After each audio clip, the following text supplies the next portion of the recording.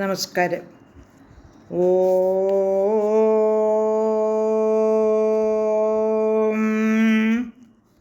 ഓം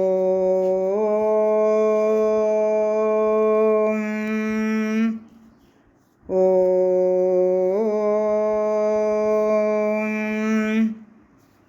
സർവമംഗളമംഗല്യേ ശിവേ സർവാർത്ഥസാധികേ ശരണ്യേ ത്രയംബകേ ഗൗരി നാരായണി നമോസ്തുതേ. ഓം മഹാദേവ്യൈ നമഃ. ശ്രീമദ് ദേവി ഭാഗവതം ദ്വിതീയ സ്കന്ധ പ്രഥമോധ്യായ 1-ാം അധ്യായം. ഋഷിമാരും സൂതനും തമ്മിൽ പിന്നെയും സംവദിക്കുകയാണ്. അപ്പം ഋഷി സൂതനോട് ചോദിക്കുകയാണ്, അങ്ങ് പറഞ്ഞ വാക്കെല്ലാം വളരെ ആശ്ചര്യമുളവാക്കുന്നവയാണ്. എങ്ങനെയാണ് വ്യാസൻ്റെ മാതാവ് സത്യവതി ശന്തനു മഹാരാജാവിനെ വിവാഹം ചെയ്തത് എന്ന് ചോദിക്കുന്നു. അവളുടെ പുത്രനായി വ്യാസൻ ജനിച്ചത് എങ്ങനെയാണ്, ഇതെല്ലാം വിവരിച്ചു പറയണമെന്ന് ഋഷിമാർ സൂതനോട് വിനയപൂർവ്വം ചോദിക്കുന്നു. അതുപോലെ തന്നെ സത്യവതിയിൽ 2 പുത്രന്മാരുണ്ടായതും എങ്ങനെയാണ്, ഇതെല്ലാം അറിഞ്ഞാൽ കൊള്ളാമെന്ന് ഞങ്ങൾക്ക് ഉണ്ട്. സത്യവതിയുടെ ഉൽപ്പത്തിയെപ്പറ്റിയും അറിഞ്ഞാൽ കൊള്ളാമെന്നുണ്ട് എന്ന് പറയുന്നു. അപ്പോൾ സൂതൻ എന്താണ് മറുപടി പറയുന്നത് നോക്കാം. സൂത ഉവാച. ശ്ലോകം 6. പ്രണമ്യ പരമാം ശക്തിം ചതുർവർഗപ്രദായിനിം ആദിശക്തിം വദിഷ്യാമി കഥാം പൗരാണികീം ശുഭാം.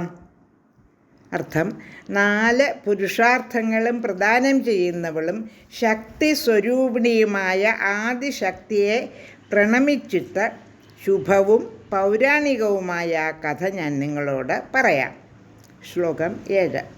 യസ്യോച്ചാരണമാത്രേണ സിദ്ധിർഭവതി ശാശ്വതി വ്യാജേനാപി ഹി ബീജസ്യ വാഗ്ഭവസ്യ വിശേഷതഃ.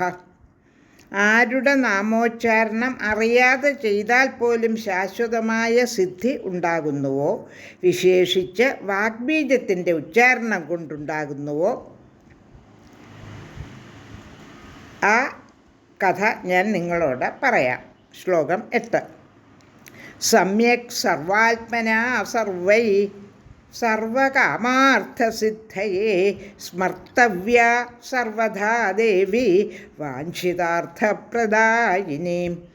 കാമാർത്ഥങ്ങൾ സകലതും ലഭിക്കാൻ വേണ്ടി ആഗ്രഹങ്ങളെല്ലാം പ്രദാനം ചെയ്യുന്ന ദേവിയെ സർവാത്മന എല്ലാ വിധത്തിലും ഏവരും സ്മരിക്കേണ്ടതാണ്.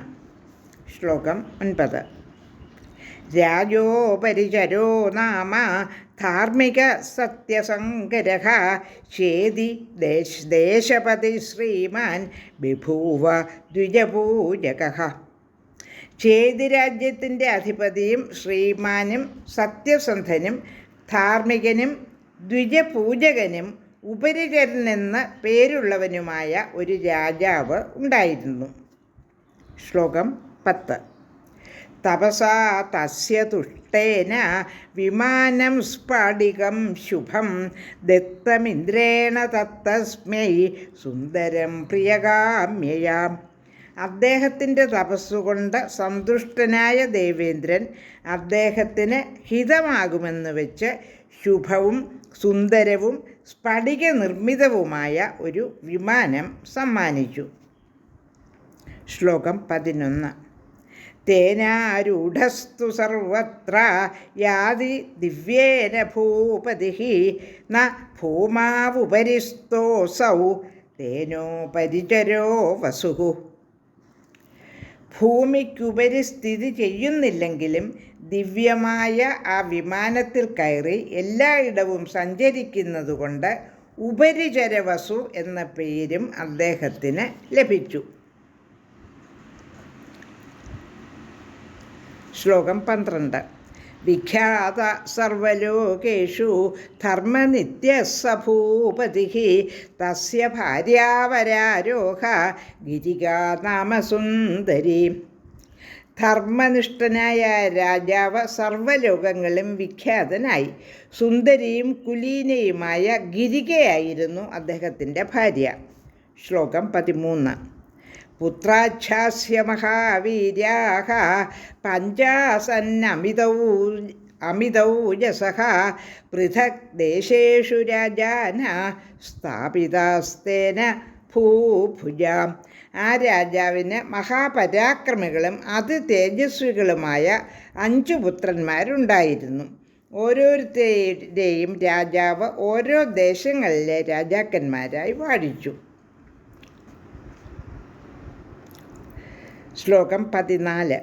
വസോസ്തു പത്നീ ഗിരിക കാമാൻ കാലേന്യവേദയത് ഋതുകാലം അനുപ്രാപ്ത സ്നുതാ പുംസവേന ശുചിഃ. വസുവിൻ്റെ പത്നിയായ ഗിരിക ഋതുകാലം കഴിഞ്ഞ് കുളിച്ച് ശുചിയായി പുത്രലാഭത്തിനുള്ള അഭിലാഷം ഭർത്താവിനെ അറിയിച്ചു. ലോകാ സമസ്ത സുഖിനോ ഭവന്തു.